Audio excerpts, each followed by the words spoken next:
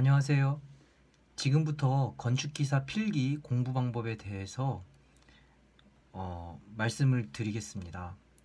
저는 여러분들하고 똑같이 자격증을 공부하고 있는 그냥 형이고요.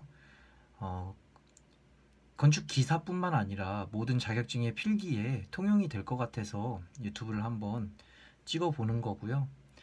여러분들이 시험 공부를 함에 있어서 좀 도움이 됐으면 하는 마음에 또 저 스스로도 이렇게 기록을 남기기 위해서 유튜브를 한번 찍어보는 겁니다. 도움이 좀 되셨으면 좋겠어요. 보통 이제 건축 기사뿐만 아니라 모든 뭐 전기도 그렇고요, 토목도 그렇고 자격증 공부를 할 때는 먼저 이제 필기가 있고 그 다음에 이제 실기가 있잖아요. 그러면 필기를 공부하실 때 대부분이 아마 같을 거예요. 문제집이 시중에 5개년이 있을 거고요, 10개년이 있을 겁니다. 그러면 사람들은 나는 5개년을 할 거야, 또 나는 10개년을 할 거야를 이제 선택을 하죠. 그래서 그 선택을 한 책을 이제 구입을 합니다. 그러면 대개 이제 5개년 책은 이렇게 책이 있으면 꽤 생각보다 두껍잖아요. 뭐 과장해서 이 정도 두꺼우면 거의 반 정도? 한 이 정도는 이제 이론이고요.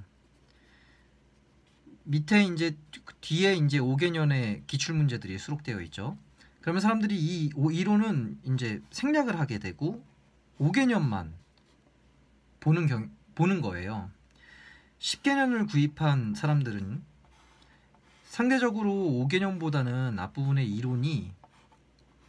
이론 부분이 좀 적습니다. 뭐 한 이 정도의 이론이 이제 구성이 되고 나머지 이제 10개년의 기출 문제들이 구성이 되어 있으면 대부분의 분들이 이 이론은 이제 쭉 건너뛰시고 10개년만 이제 관연도 기출 문제만 이제 보게 되죠.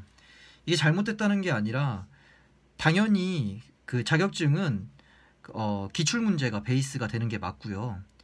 뭐 5개년을 보셔도 되고 10개년을 보셔도 되고 몇 개년을 보셔도 상관은 없는데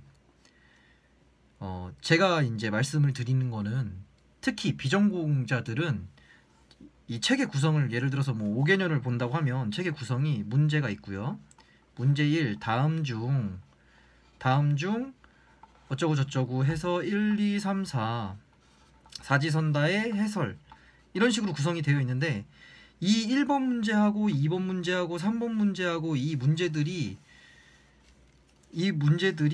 연관성이 없어요. 그래서 다시 한번 말씀드리지만 비전공자들은 처음에 관연도만으로 접근을 하기가 굉장히 어렵습니다. 단순히 해설만 나와 있다고 했을 경우에 이 해설 보고 문제가 답이 이거구나, 왜 이렇게 되지? 모르는 용어, 또 모르는 해설 이런 것들을 그냥 곱씹으면서 이제 쭉 읽어내려가게 되는 수밖에 없거든요. 비전공자들은 특히. 전공자들도 마찬가지예요. 평소에 공부를 열심히 했던 친구들이라면 상관없는데 공부를 조금 등한시하다가 이제 자격증이라는 게 필요하게 돼서 공부를 시작하면은 거의 비전공자나 다름이 없거든요. 근데 관연도를 이제 보게 되면 모르는 거죠. 이게 내가 도대체 무슨 얘기를 하고 있는지 모르는 거예요. 그러면은 이제 궁금해요. 그러면은 문제를 읽다가 이제 궁금하게 되니까 해설을 봐도 몰라. 그러면은 앞부분에 이론을 이제 그때서야 이제 보기 시작하는 겁니다. 그러면은 이게 책에 왔다 갔다 이제 하게 되면서 시간이 굉장히 이제 소모가 많이 돼요. 이 자격증 시험은 여러분들도 아시겠지만 단시간 안에 최대한 빠르게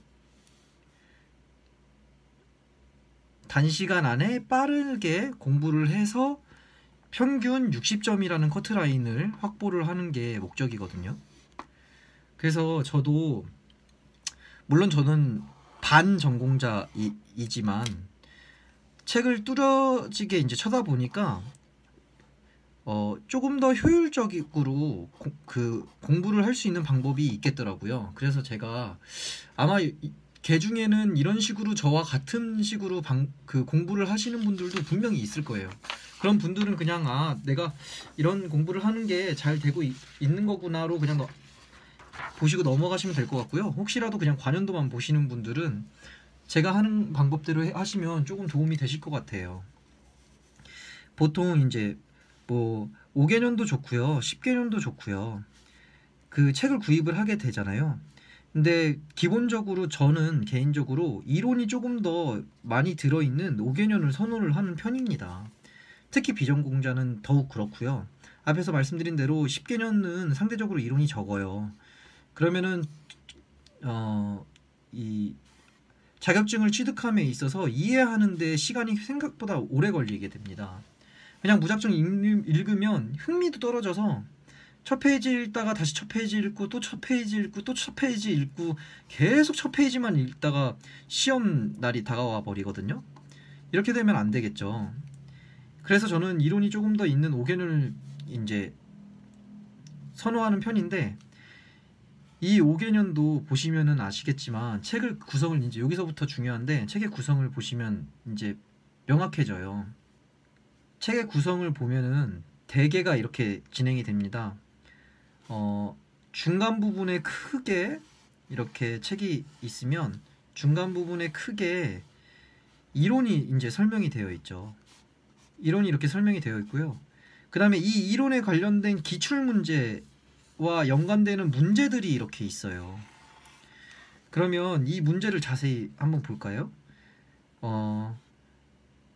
문제 1 해가지고 다음 중 해서 어쩌고저쩌고 되어 있고요.